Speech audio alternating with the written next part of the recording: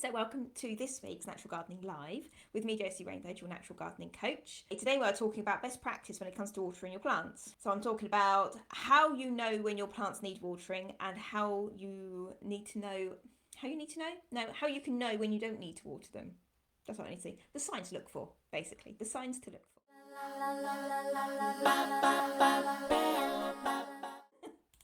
Oh joy. Now let me explain. I am using my new camera today. I've jumped in because I'm not really ready to use it yet because I've got to set everything up, but I thought I'd use it today and see how it was getting on, how it all looked and everything. So I'm like, I want to play. I just want to play. I don't care. So question for you, let me know in the comments. When do you water your plants? What time of day do you water your plants? Do you have a watering routine? That kind of thing. The watering routines I've spoken about before are very, very handy, especially if you're forgetful and you don't always remember that you need to water your plants, whatever. Especially in the height of summer when they dry out a lot quicker. So yeah, do you have a watering routine? Do you what time of day do you water your plants? That sort of thing. Let me know in the comments. So watering is very important for your garden care, for general maintenance of your garden. It can cause if it's done incorrectly, it can cause a lot of damage to your garden as well. So it is good to know the best way to be watering your garden and not just going out there every 2 minutes with the hose pipe. So plus the way prices of water and energy and everything is, it's probably better that you know when they need watering rather than just soaking them every 2 minutes, because it'll save you a fortune on your water bill. Not that I advocate using the hose pipe, but sometimes needs must, especially when we haven't had rain for 3 weeks in the summertime and the water butts are empty. So it can happen. So hang on, I'll have a drink before I start. How do you know when your plants actually need watering and when you need to leave them alone? There are signs to look out for, some indicators to say when you need to water your plants. But there are also some red herrings out there as well that kind of make you think you need to water them, but actually you don't. So it's all about learning your plants and kind of learning what they should look like and what you need to be worried about as well. So there are signs to look for. So a few things to keep in mind are, look at the leaves. Now, if the leaves look soft, they're like drooping and unhappy looking, this is a good sign that your plants need watering. But there is a red herring here as well. What plants are they? So like the cucumber family, the cucumber, courgettes, marrows, that sort of family, even pumpkins. Because they've got hollow stems, hollow leaves, hollow stems, they can droop. In the height of the day when it's really hot, the leaves can droop. They kind of just fold over a little bit. They look a bit sad. Now, if you've got cucumbers or anything growing in your greenhouse, or if you've got courgettes growing in the garden, go out like at lunchtime, midday, when it's really hot on a nice day. In fact, today would have been a good day to look at that because it's been really hot today. And have a look at them and see what they're doing. They tend to droop over on the edges. Because the stems are hollow, they don't retain the water in the leaves very well, and they've got quite coarse outside of the leaves as well. So they don't hold the water in the leaves very well. But the rest of the plant, the base of the plant, like in the soil and everything, that has got plenty of water. So if you look at them and you think to yourself, oh, they're drooping, they need water, generally speaking, they don't. Have a check around the roots of the plant and check the soil, which we'll go into in a second. I'll talk to you about that in a minute. Check the soil, and usually 9 times out of 10 they're fine. They've literally just drooped. If you go out in the evening time or early in the morning, the leaves will be upright, they'll be happy, and they won't even show any signs of needing watering at all. So it's just their way of conserving water in the plant. It's the same red herring. So look at the leaves, observe the leaves and see what they should look like. If you see them on a good day, notice what they should look like, and then you'll notice when they don't look like that and they need watering. Look at the soil. Is it dry? That's usually a good indicator, but I also say we'll go into that in a minute. It's a bit more to soil than some meets the eye. If they are growing in containers, now if the soil is starting to pull away from the edge of the container, generally speaking the soil is dry. It's very dry at that point, and you do need to give it a good soak. Soaking container plants in buckets of water, so have a bucket of water and put the plant, completely submerge it in the water. That is the fastest way of hydrating the soil again, rather than watering it and it just keep pouring through the pot onto the ground. Put it in a bucket of water and just leave it there until the bubbles stop. It sounds vile. It sounds really bad when you say it like that. To leave it there till the bubbles stop. But this is the best way to rehydrate the container plants when they dry out. That's really good. I also tend to put container plants on saucers as well. That's a really good way of doing it. So when you water them, any excess water runs through onto the saucer, and then they just take it back up when they need it. So that works as well. But yeah, if they're in containers and the soil starts to pull away from the edge, that's a general indication that your plants need water. There are more ways to check this. They're, as I say, they're in depth, but they don't have to be serious. They don't have to be like, oh my God, I've got to spend hours looking at my garden just to work out if I need to water it. You don't, honestly. You'll know it. You'll understand what I'm saying as I go through, and you will know your garden, unless you've only been there a day and you haven't really worked out what's going on in your garden. If you've been there for more than a year, you'll kind of know and you'll understand what I'm saying. So it'll sound complicated, but it's not. So the soil. If you check about 2 inches or so down in the soil, I usually say like 2 knuckles. So your finger, 2 knuckles. If the soil at that level is damp, then you don't need to water your plants. Absolutely fine. So if you're at all concerned and you want to check that everything's okay with the soil and whatever, dig down 2 inches and have a look and see. If it is damp at that point, you're fine. If it's dry at that point, then you think you probably do need to water your plants, because that is the point that the roots can pick the water up from. And if there's no water there, then they can't pick it up. I'm going off task a little bit on the off script, if you like. Different types of soil can also influence this as well. So if you've got clay soil, it will hold moisture a lot more efficiently than sandy soil. So you'll need to, that will vary as well on how often you need to water your plants. If you've got a good loamy soil as well, that's a really nice, that will be sort of free draining, quite free draining soil, but it's good absorbency as well. It's good spongy soil. So as I say, knowing what your garden is like and what soil you've got in your garden, that really will go a long way to helping you understanding how often you need to water your plants. Now, this seems an obvious one. I apologise if I'm teaching you to suck eggs, but this I thought I had to say because it kind of is a bigger influence on how often you need to water your plants. So the plant type. So different plants need different amounts of water, different frequencies, should I say, of how often you need to water them. So plants like lavender and rosemary, for instance, they are Mediterranean plants, even to the point of pelargoniums as well. They're hotter climate plants, and they can put up with nearly drought conditions before they need watering. Fuchsias and roses, quite a few other plants to be fair. Fuchsias and roses are the ones I picked. Fuchsias and roses, they need a bit more water to support their growth. So knowing the types of plants, that just as like an extreme example there for you. So knowing the types of plants you've got in your garden and the environments they need to live in, this will also give you a good clue as to how often you need to water them as well. If you look at the leaves of the plant, so like lavender and rosemary have got the fine, narrow, silvery type leaves. This will indicate that they can put up with like hotter, drier conditions. The leaf size will prevent the wind from evaporating any water out or drawing any water out the leaves as well, and it will just sort of flow past, if you like. And we'll talk about the wind in a second. I think I've got a bit on that in a minute.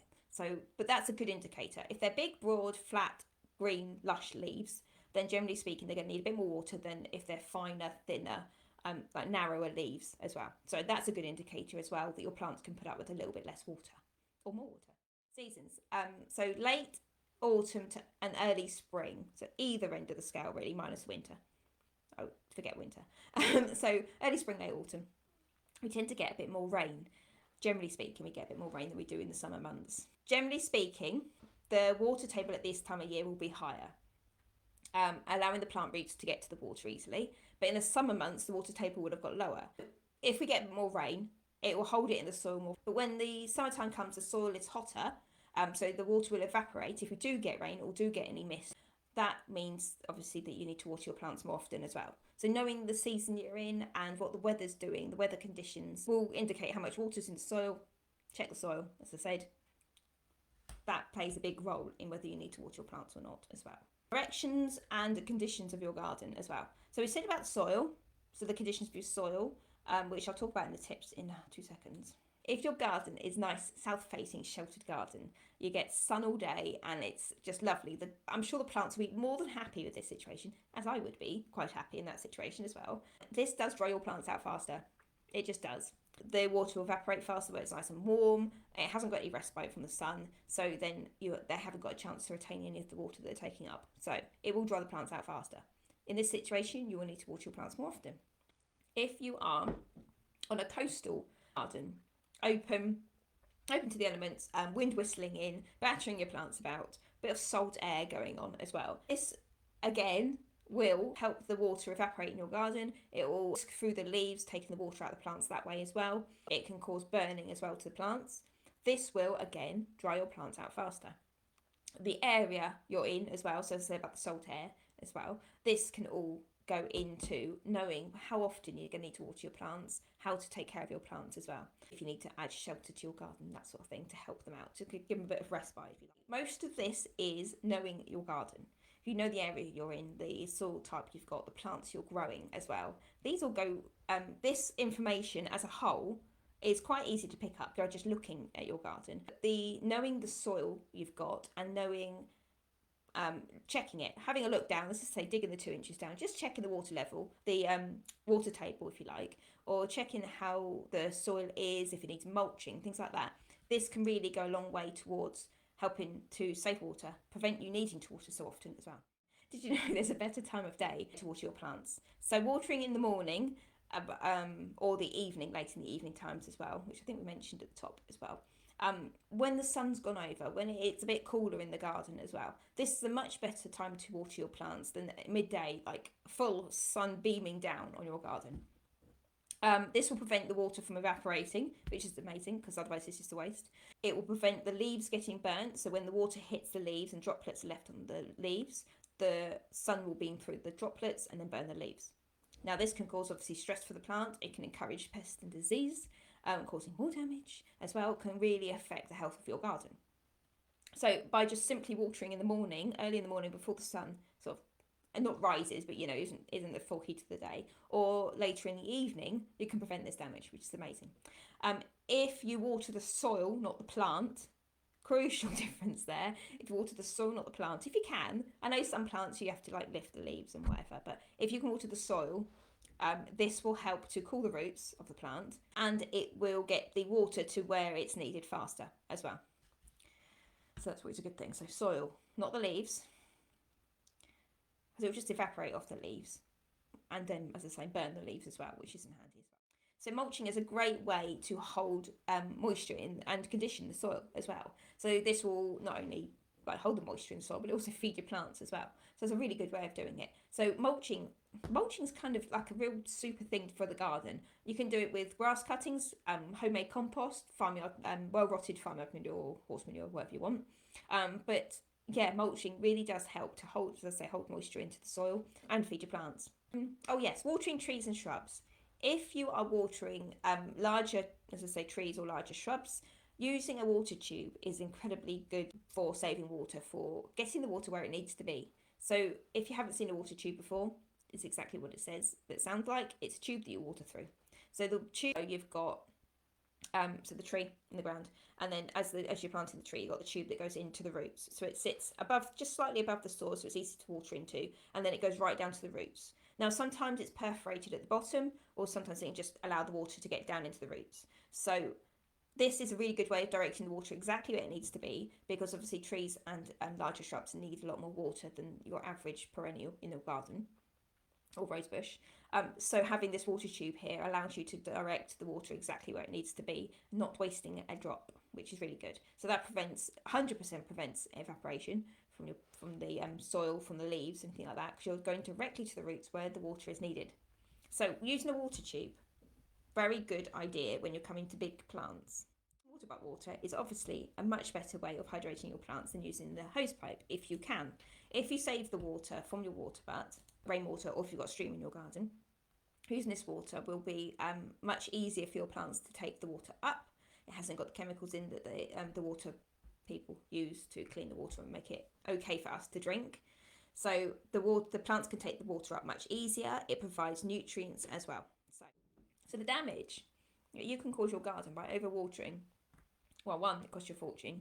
Two, watering can cause the roots to rot on your plants. So if they're sitting in wet soil, like if you've got clay soil and you're constantly watering them like you've got sandy soil, this can cause the roots of your plants to rot. It can encourage grubs to live in the ground.